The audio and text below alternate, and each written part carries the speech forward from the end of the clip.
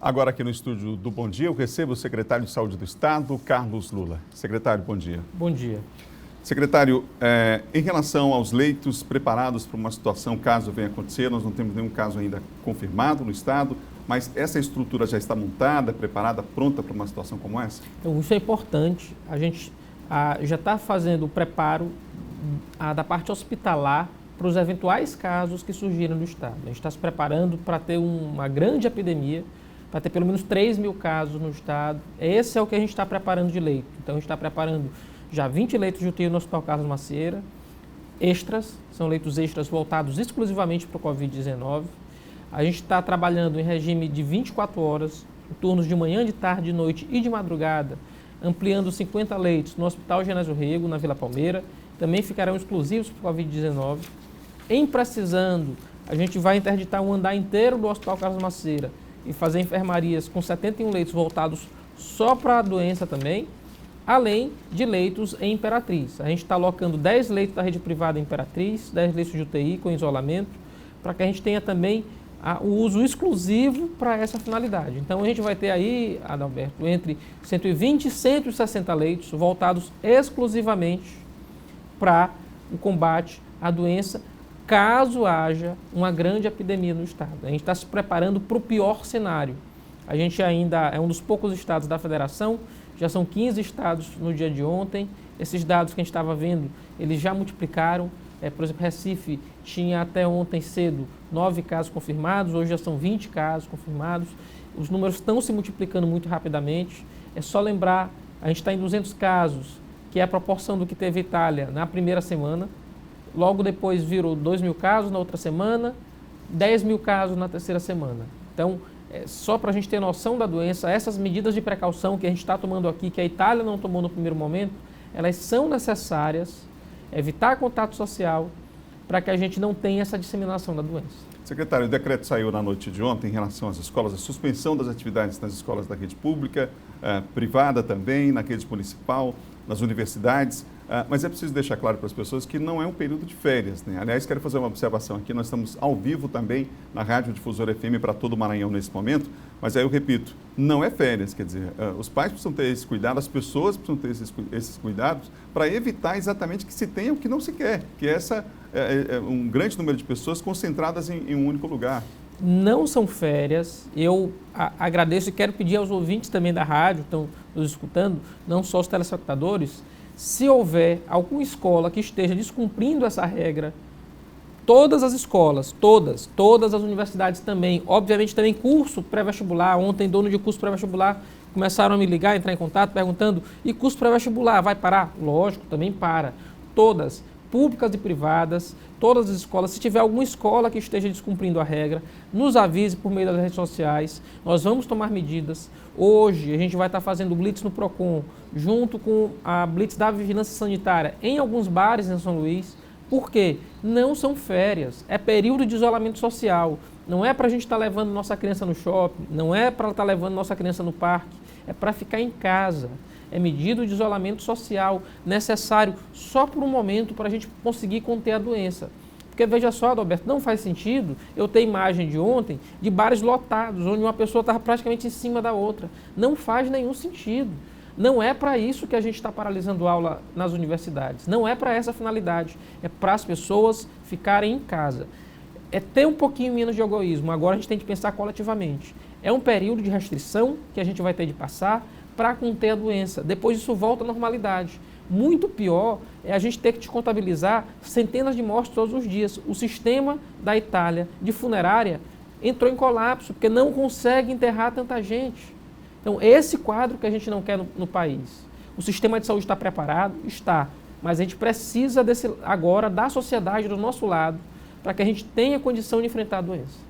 Nós temos uma pergunta, inclusive, do Robson Júnior, que está lá no estúdio da Rádio Difusora FM, nos pergunta ao senhor secretário, o que vai acontecer com uma escola, por exemplo, que for encontrada nessa situação, descumprir esse decreto? A gente vai aplicar medidas sanitárias, eu tenho condição de fechar a escola, tá? Eu tenho competência legal para isso e eu queria muito evitar que isso acontecesse, né? A gente tem de forçar a escola a paralisar porque está descumprindo o decreto. Em tese, o diretor da escola também está descumprindo uma regra prevista no decreto e está cometendo crime contra a saúde pública. Tem previsão no Código Penal. A gente não queria chegar a esse extremo, mas se for necessário a gente vai fazer. É medida de contenção social. Todos têm de paralisar suas atividades. Bares e restaurantes, qual é a situação hoje? Qual é a recomendação? O que determina o decreto? Bar e restaurante, a gente não quer fechar, a gente não quer paralisar a atividade econômica de modo algum, mas está pedindo uma distância mínima entre as mesas de 2 metros. Né? É esse cuidado que a gente tem de ter. A gente não tem como ter uma mesa em cima da outra, porque a gente sabe da lotação dos bares, ainda mais num período como esse que, em tese, muita gente está de home office, muita gente está fazendo teletrabalho, alguns, por parte do governo, algumas pessoas a gente está permitindo que trabalhem em casa. Não é o intuito encher bar e restaurante. Então, essa distância de 2 metros entre as mesas, ela é recomendável, ela é uma distância de segurança, inclusive. Aqui com o secretário Carlos Lula, secretário de Estado aqui do Maranhão de Saúde. Secretário, aqui em São Luís, e aí em geral, como é que fica a situação das pessoas que estão nos assistindo agora? Para evitar que todo mundo corra para os hospitais. Então, deu um primeiro espirro, sentiu alguma coisa, já vai correndo para o hospital. Qual é a recomendação nesse momento para evitar a sobrecarga na rede? Então, a ideia não é essa. Se todos correrem para o hospital, o que a gente vai ter é o contágio de pessoas que estão realmente doentes com pessoas que estão só com sintomas de gripe. Então, não é esse o intuito. Ontem a gente abriu o centro de testagem, o primeiro do país. Funciona lá na Policlínica Diamante. Para quem não sabe, é onde funcionava o antigo Pan Diamante. E a gente teve muitas pessoas que procuraram o centro, muitas vezes sem necessidade. Você que está resfriado, não, eu quero fazer, não tive contato com ninguém com coronavírus, não fui a nenhum local de risco, mas eu quero fazer só por desencargo de consciência. Não faça isso. Você só vai estar submetendo ao risco de fato, ter contágio com alguém que esteja com a doença. Então, assim, quem precisa ir para o centro de testagem, você que há 14 dias esteve ou no exterior e tem sintoma, ou esteve em alguma cidade com transmissão comunitária e tem sintoma. Então, Brasília, São Paulo, Rio de Janeiro. Se você esteve em Brasília, São Paulo e Rio, não tem nenhum sintoma, o ideal é que você permaneça em casa por 7 dias. Não manifestou? Volte à sua vida normal. Mas você não precisa procurar o centro de testagem se não tiver sintomatologia. Não tem coriza, não tem tosse, não tem febre, não está com sintoma de resfriado, não tem nada disso, então não precisa. Só procure as unidades de saúde, só procure os hospitais em caso de urgência. Começou a sentir falta de ar, febre de 38 graus, urgência. Procure unidade de pronto atendimento, procure o hospital particular se você tiver plano de saúde, mas você não precisa lotar os hospitais nesse momento, porque não tem sentido. Você só está se submetendo a um risco à sua saúde. Além do Hospital Carlos Macieira, o senhor citou ainda há pouco o centro de testagem, que é lá onde é o Pan Diamante. Qual é a outra unidade que está sendo... Tem alguma outra unidade do Estado sendo preparada para uma situação como essa? É o Genésio Rego. A gente está... Ontem 14, hoje 13 dias para a gente inaugurar 50 leitos voltados exclusivamente para o Covid-19. A gente está construindo esses leitos. Né? A gente tinha uma obra, a gente refez a obra toda e quer terminá-la em 13 dias, por isso a gente está trabalhando inclusive no turno da madrugada. Todos os casos do coronavírus exigem internação, secretário? Não, né? Nem todos. 85% dos casos, eles vão permitir que você seja tratado em casa. Você vai fazer isolamento social. Você vai ficar em casa até passarem os sintomas da doença. 15% dos casos, a gente vai precisar de internação hospitalar, sendo que 5% desses casos em UTI. Então, a nossa preocupação hoje é com a população de mais de 60 anos, com os idosos. Você que tem mais de 60 anos, a atitude que sua família deve tomar com você nesse momento é ficar em casa, não circular. Eu quero ir no mercado, eu quero ir no bar, eu quero encontrar os amigos, eu quero ir no shopping. Não. Nesse momento, você que é de grupo de risco, a doença acomete você de forma mais intensa, permaneça em casa. É o tempo da gente controlar a doença no país. Aí são algumas semanas que a gente vai ter até a doença ser controlada, até o pico diminuir. A tendência também com o hemisfério norte aumentando a temperatura. A gente já tem esses primeiros estudos.